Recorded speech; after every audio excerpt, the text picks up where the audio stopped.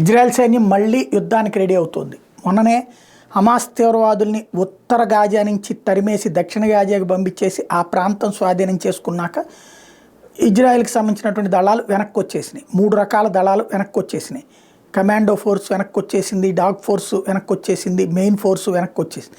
ఇప్పుడు దాన్ని పరిరక్షించేటువంటి team like మన బిఎస్ఎఫ్ లాంటి వాళ్ళు అక్కడ ఉన్నారు. ఇప్పుడు అక్కడ మళ్ళీ హమాస్ దక్షిణాదిలో ఉన్నటువంటి హమాస్ మళ్ళీ ఉత్తరాది వైపుకి వచ్చేస్తుంది అన్నటువంటి ఇజ్రాయెల్ డిఫెన్స్ ఫోర్స్ తాజాగా ఐడెంటిఫై చేసింది. అంటే మళ్ళీ ఆ ప్రాంతం ప్రస్తుతం అక్కడ వాళ్ళు లేరు కాబట్టి కొంత సేఫ్గా ఉంది ఇజ్రాయెల్. దక్షిణ గాజా నుంచి వాళ్ళు ఒకవేళ దాడి చేసినా ఇజ్రాయెల్ లోపలికి వచ్చి ఆయుధాలు ఆ మిస్సైల్స్ పట్టడం కష్టం అనమాట. ఎందుకంటే 3/4 భాగం గాజా లోపల నుంచినే రావాలి.